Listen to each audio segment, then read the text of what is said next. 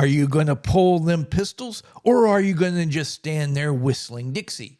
The Outlaw Josey Wales, another example of the audience being too stupid to understand the message of the movie. Y'all see? The audience interpreted the movie the wrong way. Again. Architectural Outcast. During the chaos, social upheaval, and uncertain times of the 1960s, people could get home from a hard day's work, kick off their shoes, turn on the TV, and hear the homespun wisdom of Sheriff Andy Taylor. They could find out what's going on in the lives of the sexy but somehow still wholesome all-American girls of Petticoat Junction.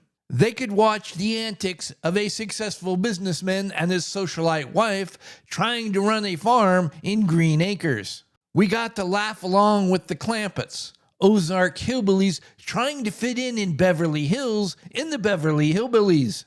All would be right with the world because we knew Matt Dillon would make sure villains, outlaws, and ne'er-do-wells would behave themselves in Dodge City in Gunsmoke. In 1969, 18 of the top 25 TV shows were either Westerns or based in rural America, and they portrayed Western characters and rural Americans in general in a positive light. For example, the Beverly Hillbillies. The Clampetts were portrayed as being the only sane ones in a crazy modern world. They routinely outsmarted corrupt, greedy bankers, arrogant, elitist socialites, politicians, beatniks, Hollywood types, pretty much everybody who you would expect to meet in Beverly Hills. The joke was never at the Clampetts' expense. The joke was everybody they met. 1 year later, the start of the 1970 fall TV season, of the 18 top 25 shows, only 5 remained. All the Westerns and rural-themed TV shows were replaced with Maude, Lou Grant, Mary Tyler Moore. It's now known as the Great Urbanization of Network Programming. The cause of this great urbanization was twofold. First, how do you push the causes of the day, birth control, Roe versus Wade, ERA, from a Western or a rural setting that celebrates traditional American values? You can't. Oh, they tried, but audiences just laughed when Miss Kitties tried to push feminism from Dodge City. It was obvious to everybody what they were up to. The second reason, how do you fundamentally transform American culture if you're portraying America's cultural myths and symbols in a positive light? America's myths and symbols, particularly the ones associated with the American West, had to go. All the way up to the 1960s, the Western was Hollywood's bread and butter. The Western built Hollywood.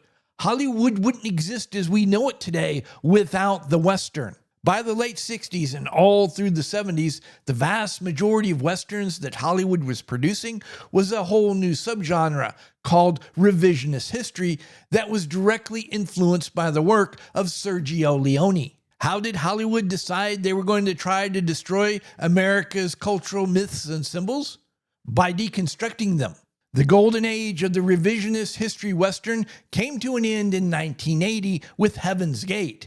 Turns out the American public had zero interest in a Western that celebrated the Soviet Union and communism in 1980. Talk about not being able to read the room. Up until here recently, Heaven's Gate has been consistently cited as the worst flop in movie history. Not only did it bring down an entire studio, it put an end to the old Hollywood studio system. Before Heaven's Gate came bebopping along, in 1976, we got what is arguably one of the greatest revisionist history Westerns ever made, The Outlaw Josey Wales. The calling card of the revisionist history was they were claiming to be honest. They were stripping away all the idealized romanticism of the American West and showing things how they really were. There aren't supposed to be any heroes in The Outlaw Josey Wales. It's an anti-war movie meant to show how war dehumanizes everybody it touches. Josey Wales starts off as a family man and farmer, But by the end of the Civil War, he is a cold-blooded, ruthless killer, willing to massacre people by the dozens at the drop of a hat. The Union Army and the federal government are portrayed as corrupt fanatics with no honor or loyalty, willing to massacre anyone who doesn't fit their vision of the way things should be.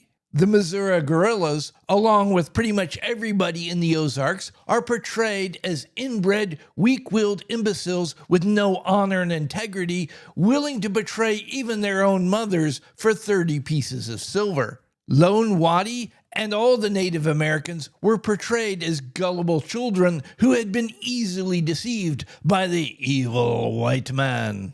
Everybody that Josey Wales meets is dubious at best.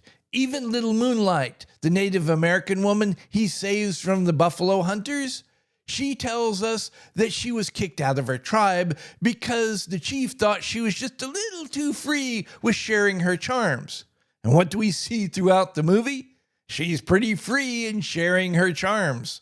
The Outlaw Josey Wales was meant to be part of the deconstruction of American cultural myths and symbols. It was trying to say the gunfighter was no hero. In fact, there were no heroes in the American West. It was just a bunch of bad people doing bad things to each other. Those who seek to fundamentally transform something, sadly, more often than not, they don't understand the very thing they seek to transform. In their glee to deconstruct American cultural myths and symbols, they made a major mistake. The audience, the very people who were meant to be fundamentally transformed, didn't interpret Josey Wales as a villain. They thought he was cool because he was a badass. The reason why they thought he was a badass?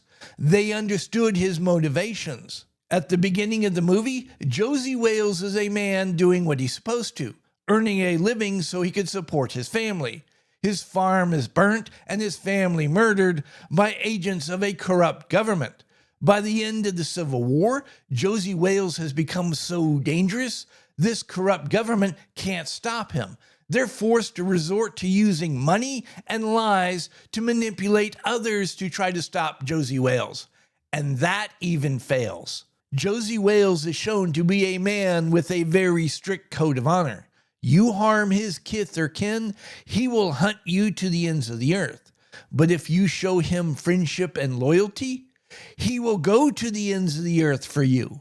The Outlaw Josey Wales is a movie about a man who has lost purpose. He doesn't have hope. He no longer cares if he lives or dies. But through the course of the movie, he discovers a new purpose, a new reason to live: family.